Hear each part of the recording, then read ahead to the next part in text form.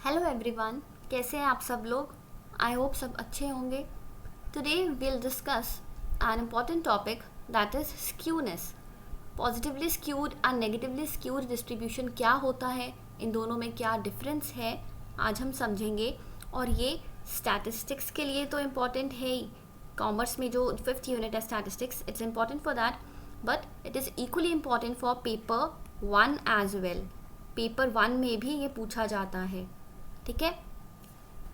So let's begin. This is about me. What is skewness, ठीक है। अगर आपसे पूछा जाए कि स्क्यूनेस क्या है तो आप क्या जवाब दोगे। स्क्यूनेस का मतलब होता है असिमेट्री। आपको ये याद रखना है, asymmetry. Sometimes in exam they give in statement form that skewness is a measure of symmetry, then that will be false. क्यों? क्योंकि असिमेट्री होती है। मतलब कि असिमेट्री का क्या मतलब है? Lack of symmetry, lack of symmetry, ठीक है। A distribution is asymmetrical when its left and right side are not mirror images. अब इसका क्या मतलब है, देखो ये जो सेंटर वाला आपको दिख रहा है चार्ट, ये नॉर्मल डिस्ट्रीब्यूशन है, इसे हम एनडीसी कहते हैं, नॉर्मल डिस्ट्रीब्यूशन कर्व। यहाँ पे क्या होता है, ये दोनों ना मिरर इमेजेस है। देखो लेफ्ट साइड और राइट साइड दोनों सेम है ना, मतलब अगर ये 0.5 है तो ये भी 0.5 है, तो टोटल कितना हो गया 1, ठीक है। तो इसीलिए यहाँ पे लिखा है a distribution is asymmetrical. Asymmetrical कब होगा? जब मिरर इमेजेस नहीं होंगी, ठीक है। अब देखो ये वाला नेगेटिवली स्क्यूड, यहाँ पे तो मिरर इमेज है नहीं है, तो इसीलिए ये नेगेटिवली स्क्यूड है। यहाँ पे भी मिरर इमेजेस नहीं है, इसीलिए ये पॉजिटिवली स्क्यूड है। अब नेगेटिव और पॉजिटिवली स्क्यूड क्या होता है, we are going to cover this. अच्छा, यहाँ पे आप देख लो कि distribution can have right that is positively skewed, left that is negatively skewed, या फिर जीरो स्क्यूनेस। और जीरो स्क्यूनेस का क्या मतलब है कि ये एनडीसी है, नॉर्मल डिस्ट्रीब्यूशन कर्व है। इसे हम बेल शेप्ड भी कहते हैं, बेल शेप्ड कर्व, ठीक है। देखो यहाँ पे ये बेल शेप्ड है ना, आपको बेल के जैसे लग रहा है ना ये, यस। देखो यहाँ पे लिखा है कि a right skewed distribution is longer on the right side and left skewed distribution is longer on the left side, ठीक है। पहले ये वाला देखो, सी पार्ट। पॉजिटिवली स्क्यूड में राइट साइड पे लॉन्गर होता है। अब ए वाले पार्ट में आओ, नेगेटिवली स्क्यूड में लेफ्ट साइड लॉन्गर होता है, ठीक है। You have to remember this. इसे हम कह सकते हैं कि पॉजिटिवली स्क्यूड है वो राइट टेल्ड है, और नेगेटिवली स्क्यूड जो है ये लेफ्ट टेल्ड है, ठीक है। Remember this. कैसे याद रखोगे? देखो आप नेगेटिव डायरेक्शन में जा रहे हो तो आप कहाँ जा रहे हो, आप लेफ्ट में जा रहे हो, ठीक है। आप लेफ्ट जा रहे हो तो वो नेगेटिव डायरेक्शन है, और अगर आप पॉजिटिव डायरेक्शन में जा रहे हो तो इसका मतलब क्या है कि आप सही रास्ते पे जा रहे हो ना। तो सही को क्या बोलते हैं इंग्लिश में? राइट, ठीक है। इस तरह आप याद रख सकते हो कि पॉजिटिव डायरेक्शन में जा रहे हो मतलब सही दिशा में जा रहे हो, क्लियर। और ये जो नॉर्मल है एनडीसी है, ये तो परफेक्टली सिमेट्रिकल है, यहाँ पे कोई स्क्यूनेस नहीं है, याद रखना। नॉर्मल डिस्ट्रीब्यूशन में स्क्यूनेस नहीं होती, ठीक है, क्योंकि स्क्यूनेस का मतलब ही है असिमेट्री। असिमेट्री कहाँ होती है? सिर्फ नेगेटिवली स्क्यूड में या पॉजिटिवली स्क्यूड में, ठीक है। बट अगर पूछा जाए कि डिस्ट्रीब्यूशन में क्या क्या है, तो डिस्ट्रीब्यूशन में तीनों आ जाएंगे, राइट भी, लेफ्ट भी और जीरो स्क्यूनेस भी, ठीक है। और उनमें से ये दोनों क्या है, यहाँ ये दोनों में आपको क्या दिखती है? स्क्यूनेस दिखती है, क्लियर। Let's move forward. आगे क्या है? Positive skewness. Positive skewed distribution is a distribution where the mean, median and mode are positive rather than negative or zero. Remember this. rather than का मतलब कि ना की, है ना, पॉजिटिव होती हैं ना कि नेगेटिव या ज़ीरो होती हैं, ठीक है। तो याद रखना ये पॉजिटिव होती हैं, नेगेटिव और ज़ीरो नहीं होती। That is the data distribution occurs more on the one side of a scale with a long tail on the right side, ठीक है। यहाँ पे देखो, with a long tail on the right side. Clear? It is also known as the right skewed distribution, क्योंकि right side पे tail है, where the mean is generally to the right side. देखो mean यहाँ पे right side पे ही है ना, यहाँ पे right side पे. अब इस चार्ट को ध्यान से देखो, यहाँ पे आपने क्या याद रखना है कि राइट टेल्ड होता है, ये एक बात याद रखनी है. अब आपके माइंड में क्वेश्चन आएगा कि इसे हम राइट टेल्ड क्यों कहते हैं, है ना, why is it called right tailed. तो इसे राइट टेल्ड इसलिए कहते हैं क्योंकि जो लार्जर वैल्यूज़ है ना, याद रखना, क्योंकि जो लार्जर वैल्यूज़ हैं वो यहाँ पे बहुत ज़्यादा हैं, लार्जर वैल्यूज़ है वो ज़्यादा है as compare to the smaller values. ठीक है, यहाँ पे आप इनकम का एग्जाम्पल लेके समझ सकते हो. अगर हम इनकम की बात करें तो ज़्यादातर लोगों की इनकम क्या होती है, या लो होगी या मीडियम होगी. जो हाई इनकम ग्रुप्स होते हैं वो तो कम होते हैं ना. हाई इनकम मान लो जैसे CEO हो गए, MD हो गए, GM हो गए, या अंबानी वगैरह, है ना, जो बड़े बिजनेसमैन हैं, ये तो बहुत कम है ना. बट ज़्यादातर पॉपुलेशन कहाँ फॉल करते हैं, लो और मीडियम में. तो यहाँ पे देखो ज़्यादातर लोग इस एरिया में फॉल कर रहे हैं. ठीक है, जो कि क्या है, ये वाला स्मॉलर. क्लियर? और जो लार्जर वैल्यूज़ हैं वो ना के बराबर है, इसीलिए तो यहाँ पे ये एकदम थिन लाइन है. क्लियर?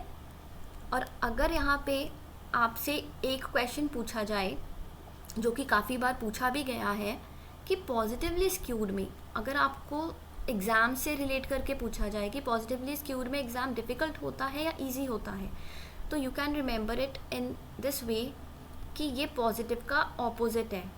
पॉजिटिव का ऑपोजिट क्या हो जाएगा, नेगेटिव, है ना. तो नेगेटिव को हम क्या बोलेंगे, अगर नेगेटिव एग्ज़ाम है तो मतलब क्या एग्ज़ाम है, डिफ़िकल्ट है ना. तो आप ऐसे याद रखो कि पॉजिटिवली स्क्यूड में एग्ज़ाम डिफ़िकल्ट है.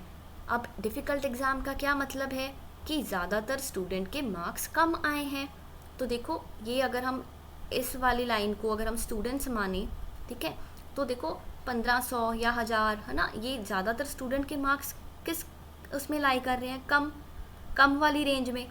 ठीक है, तो जब ज़्यादातर स्टूडेंट्स के मार्क्स कम आए हैं, ठीक है, यहीं तक आए हैं ज़्यादा, और ये कम मार्क्स हैं, तो ज़्यादातर स्टूडेंट के जब कम मार्क्स आए हैं तो क्या है, एग्ज़ाम डिफ़िकल्ट है. ठीक है, यहाँ पे भी आप देख सकते हो सेम चीज़ है. यहाँ पे अगर हम इसको ऐसे प्लॉट करें, ठीक है, ज्वाइन करें अगर हम इसको, तब क्या बन रहा है, आप इसको एंड्स को ज्वाइन कर सकते हो. ओके, तो देखो ये राइट टेल्ड ही बन रहा है. Clear? Negatively skewed. If you have understood positively skewed well, then negatively skewed में आपको कोई प्रॉब्लम नहीं होगी. पॉजिटिवली स्क्यूड में ना एक और बात याद रखना कि यहाँ पे ना मीन हमेशा बड़ा होता है. मीन, उसके बाद आएगा मीडियन, उसके बाद आएगा आपका मोड. ठीक है, मोड को हम Z से डिनोट करते हैं, ये याद रखना. सिर्फ ये इतना ही याद रख लोगे ना कि मीन सबसे बड़ा होता है, तब भी आपकी प्रॉब्लम सॉल्व हो जाएगी. ठीक है,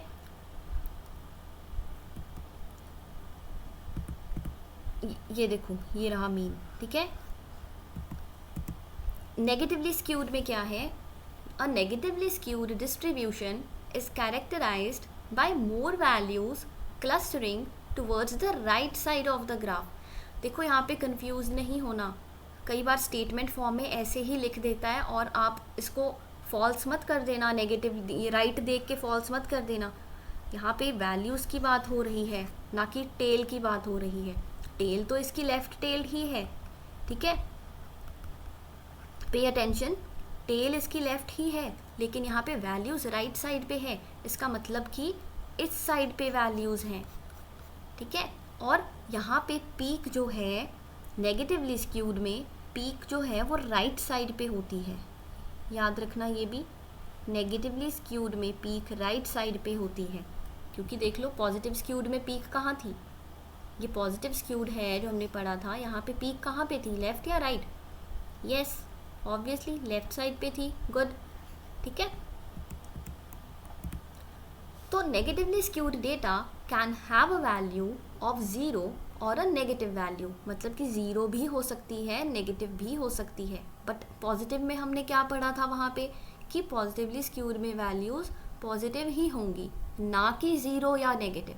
बट ये नेगेटिव है इसलिए देखो इधर भी आ रही है ना वैल्यूज़, तो क्या है, ज़ीरो और नेगेटिव हो सकती हैं, indicating the extent of the negative skewness.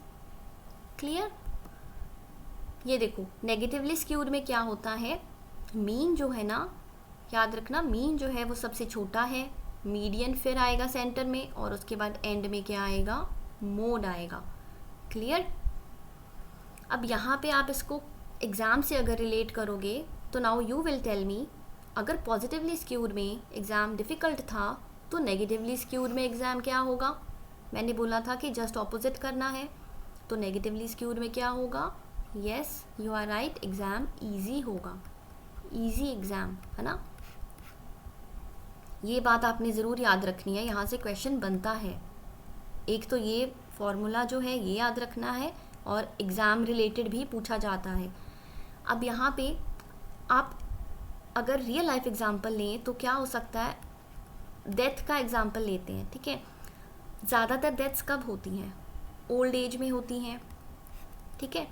तो यहाँ पे देखो ज़्यादा पॉपुलेशन कहाँ पे लाई कर रही है, इस साइड में, ठीक है, मतलब कि ओल्ड एज में, ना कि टीन एज या यंगर एज या मिडिल एज में, ठीक है।